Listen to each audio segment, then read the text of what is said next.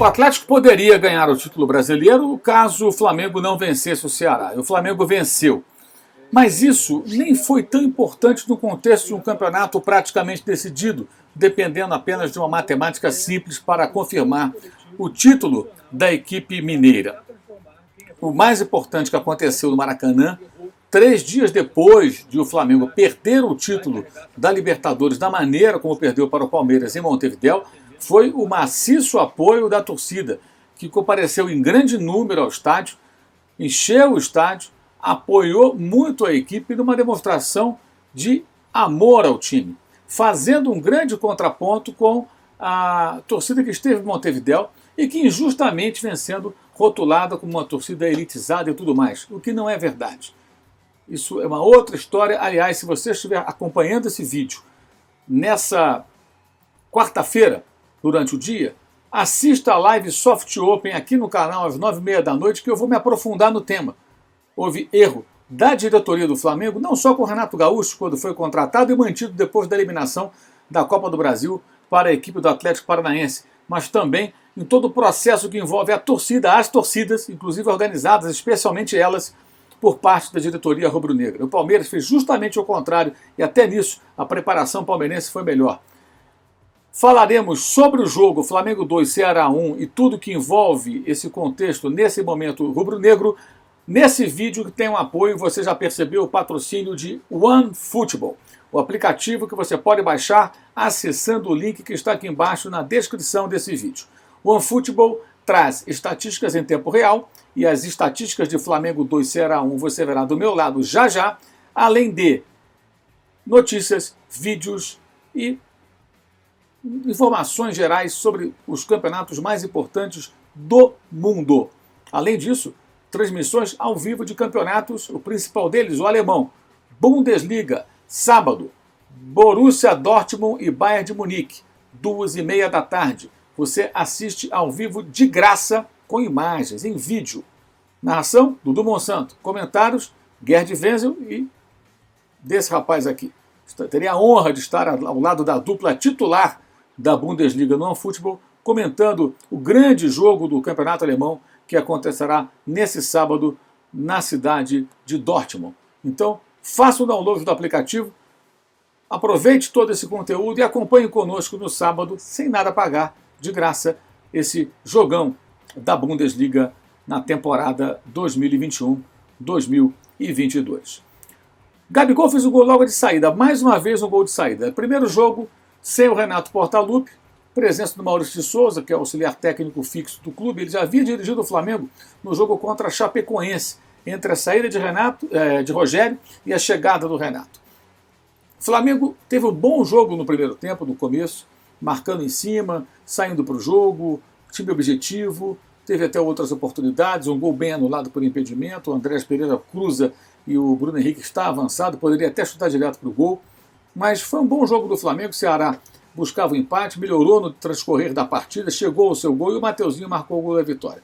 Mas a participação do torcedor foi algo realmente muito relevante. Já havia acontecido na última rodada do Brasileiro de 2018, quando a torcida compareceu em peso ao Maracanã, encheu o Maracanã, o Flamengo perdeu para o Atlético Paranaense, inclusive, mas com casa cheia, já com o Palmeiras campeão brasileiro. O Flamengo teve ali uma despedida naquela temporada do seu torcedor. Ainda terá mais um jogo no Rio, segunda-feira contra a equipe do Santos. Sexta-feira o Sport é rebaixado e lá, na quinta-feira, a última rodada, o Atlético em Goiânia lutando para não cair. Mas o fato é, o Flamengo teve o apoio da torcida de uma forma muito bacana, muito saudável. O torcedor mostrando que apoia nos momentos difíceis, não abandona o time e sabe que a derrota em Montevidéu, embora muito dura, não significa o fim de um ciclo vencedor. Pelo contrário, o Flamengo tem condições totais de aprender com os erros e voltar mais forte em 2022. Especialmente se os seus dirigentes não forem prepotentes, eu falo aí de todos aqueles que se envolvem no futebol, não apenas no departamento de futebol, a ponto de demitir um técnico, como fizeram com o Rogério Ceni. Até aí tudo bem, você acha que o técnico não serve, manda embora. Mas sem ter um treinador capacitado para o cargo, aquilo foi um erro crasso. E nós alertávamos aqui que a única chance de Renato Gaúcho dar certo no Flamengo seria ele não interferir naquilo que ele ia herdar.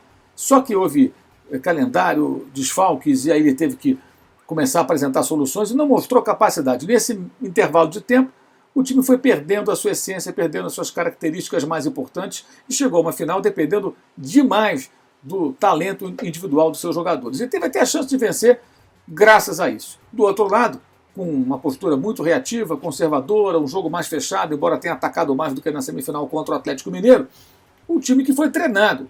Porque o Abel Ferreira é um técnico que consegue, à sua maneira, gostemos ou não do estilo, é outra discussão, montar uma equipe e prepará-la para um jogo, ainda mais uma final. Então o Flamengo jogou no lixo a possibilidade do título quando fez uma escolha equivocada do técnico que estava disponível. Não foi buscar quem era o bom, foi buscar o que estava dando sopa por aí e que alguns torcedores empolgadões queriam.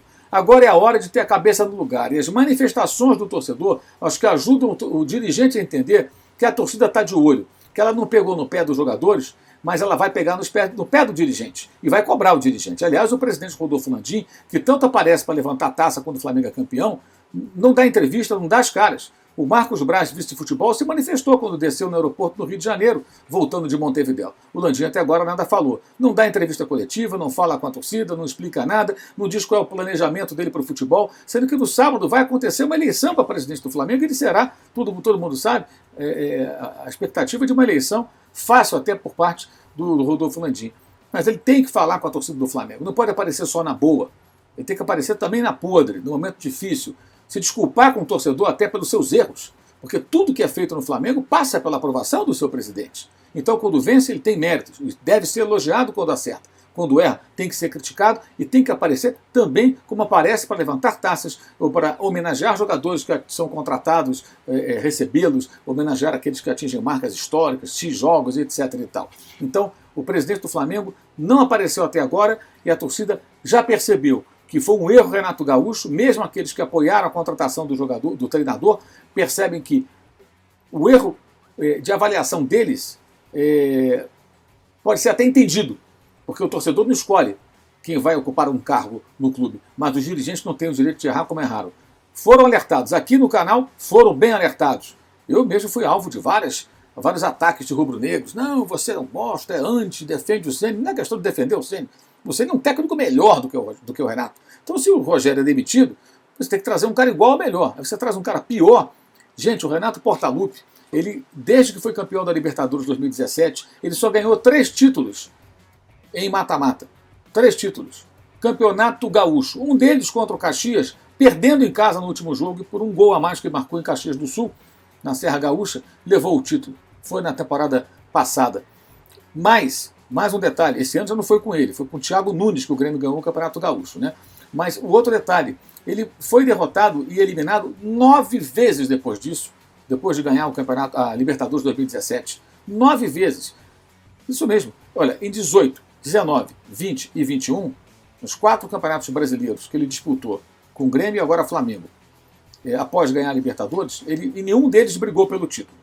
E no mata-mata, ele foi eliminado da Copa do Brasil em 18, 19, 20 e 21, 4 vezes. E da Libertadores em 18, 19, 20 e 21, 2 vezes, totalizando 9. Isso mesmo. Em 2021, ele caiu com o Grêmio na fase preliminar diante do Independente Del Valle. O Independente Del Valle nem pôde jogar no Equador, na altitude de Quito, teve que jogar no Paraguai. Já não tem torcida lá, então menos ainda, né? Não tinha público também, é verdade, mas assim, fora do seu habitat, né? Saiu da sua cidade, do seu estado, do seu local habitual, saiu da altitude. O time equatoriano foi jogar lá em Assunção e ganhou de novo em Porto Alegre. Foi uma eliminação assim categórica e não tinha mais o Miguel Ángel Ramírez, que treinava curiosamente justamente o rival do Grêmio Internacional. Esse jogo da derrota em casa, que eliminou o time da Libertadores 2021, o Grêmio não foi nem para a fase de grupos, decretou a saída do Renato. Ele deixou o Grêmio naquele momento. E no Flamengo ele perdeu a final. E todo mundo viu a fragilidade do seu trabalho, porque o Renato é um técnico à moda antiga. É um técnico do tempo do DVD, gente, ou da fita cassete, talvez. E o futebol mudou demais nos últimos anos. Houve uma revolução no futebol, especialmente depois do Barcelona do Guardiola. Os conceitos são outros. Embora aqui no Brasil estejamos atrasados, ainda muito amarrados a um jogo reativo, pobre de ideias, baseado no erro do adversário, numa defesa forte, isso ainda impera, ainda funciona no Brasil e na América do Sul, especialmente porque os times brasileiros têm jogadores melhores e se impõem pelo poderio econômico que traz atletas de melhor nível técnico.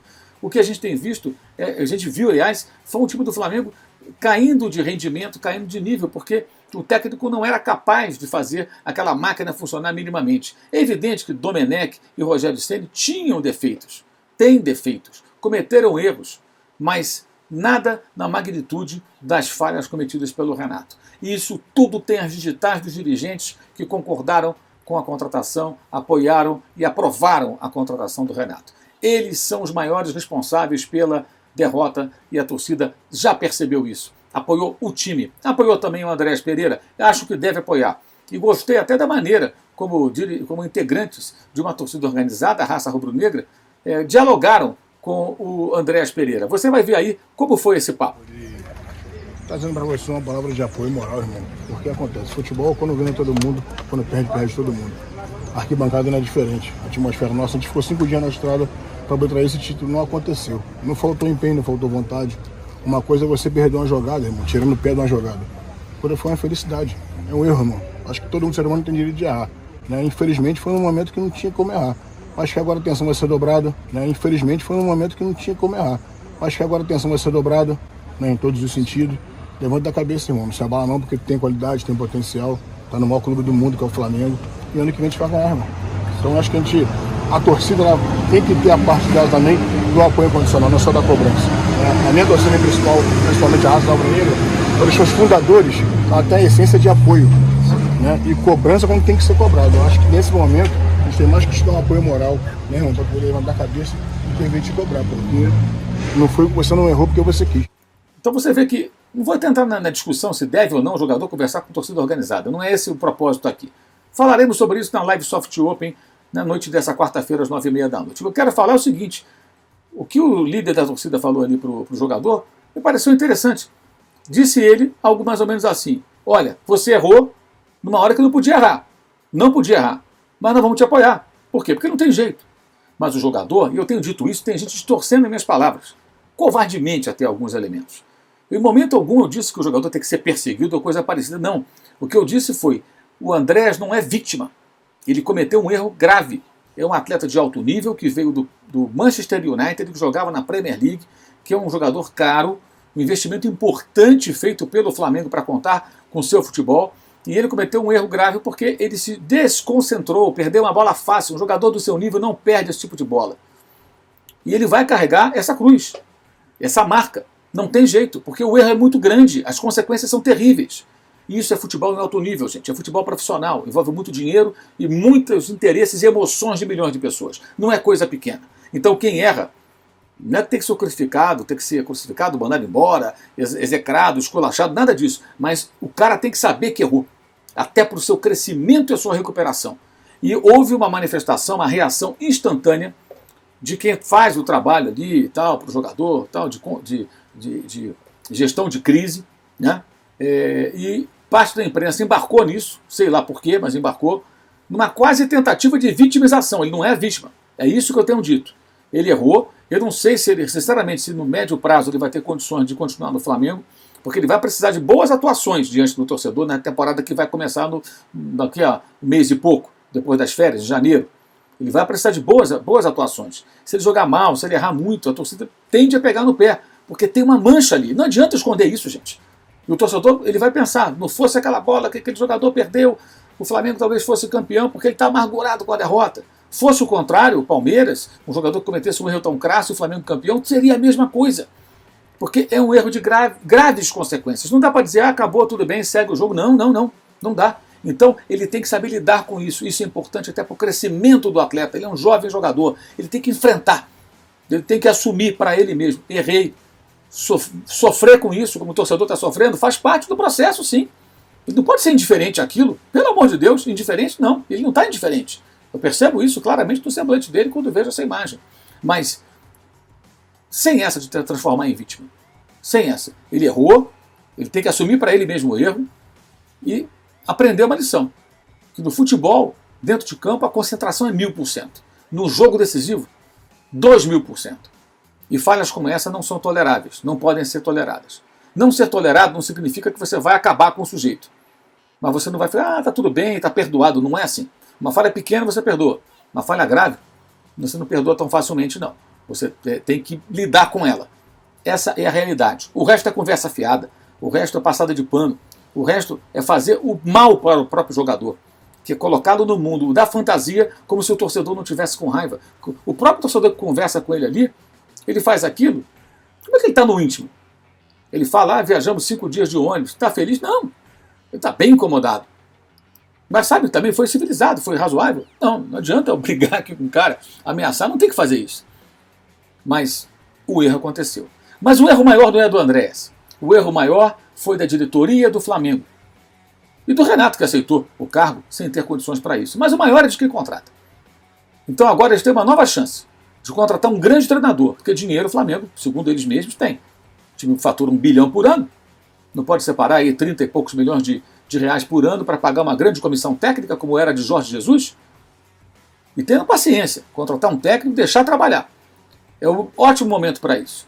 Se você traz um técnico de alto padrão, com uma comissão técnica competente, sem depender daquele centro de inteligência lá, né, que escala Kahneman e Jeromel na zaga do Sport Recife. Você lembra aquela minha postagem no meu blog no UOL? Que absurdo. Jesus não dependia desses caras. Jesus tinha os 2 analistas de desempenho dele na equipe que ele trouxe de Portugal. Tem esse detalhe. Uma das explicações por que deu certo. Jesus tomou conta do CT. Então que entregue uma equipe competente, que saiba tocar o trabalho, que comece as experiências durante o campeonato estadual, onde você pode errar, que se explique para a torcida, algum dirigente, o presidente do clube, que chegue e fale, atenção, eu quero deixar bem claro aqui, se perder para o Botafogo, tropeçar no Vasco, cair diante do Fluminense, paciência, nós vamos com esse técnico aqui até o fim.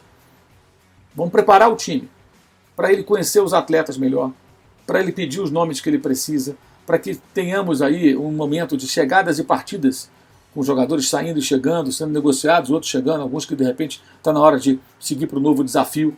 Observar a base e ver quem pode ser aproveitado. Pegar jogadores como Lázaro, que é um talento da base, e desenvolvê-lo. Esse técnico tem que ter capacidade para isso tudo. A escolha tem que ser muito bem feita. E aí, independentemente de ganhar o campeonato estadual, o Flamengo pode chegar na fase importante da temporada com um time mais preparado. Um time competitivo, porque tem dinheiro, porque tem elenco e com ajustes continuará tendo um bom elenco e aí pode conquistar coisas grandes. Quanto ao Andréas, existe um outro detalhe. Ele prometeu na sua postagem na rede social que vai reconquistar a torcida do Flamengo. Bem, para reconquistar a torcida ele tem que ajudar de forma decisiva o Flamengo em grandes vitórias. E grandes vitórias que geram títulos, o Flamengo só vai disputar no segundo semestre de 2022. Porque no primeiro semestre é o campeonato brasileiro, o campeonato carioca, que não é algo que vá ser tão relevante no contexto atual do futebol, ainda mais para quem tem vencido esse torneio com frequência e sem grandes dificuldades até. E terá talvez a Supercopa, se o Atlético Mineiro ganhar o Brasileiro e a Copa do Brasil. Aí o Flamengo, como vice-campeão brasileiro, iria disputar a Supercopa, que também não é um título que vá, é legal, tá, um confronto dos 2 grandes, tem uma relevância, vai ganhando tradição, mas não compara-se com Copa do Brasil, Brasileiro e Libertadores. Mais ou menos nessa ordem, né? Eu até acho que o Brasileiro é tão importante quanto a Libertadores aí pela dificuldade. Mas enfim, isso só vai acontecer no segundo semestre. Então, o que pode fazer o Andréas Pereira, inclusive? Se ele quer mesmo devolver ao torcedor do Flamengo, é uma alegria e reconquistá-lo. Pega o seu agente, manda para a Inglaterra, para conversar com o Manchester United, com uma concordância do Flamengo, se houver, e peça a prorrogação do seu contrato até o final do ano que vem, para poder completar uma temporada aqui no Brasil.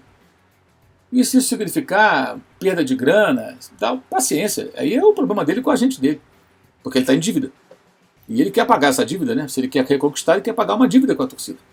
Porque no primeiro semestre, sinto muito, ele não vai ter nenhuma oportunidade de devolver ao torcedor, de dar ao torcedor uma alegria que compense a profunda tristeza proporcionada, não só por ele, obviamente, mas e muito pela sua falha grave na final da Libertadores. Lidar com esse tipo de erro de forma direta, sincera, sem maquiagem, é a maneira mais profissional e honesta de se enfrentar essa situação.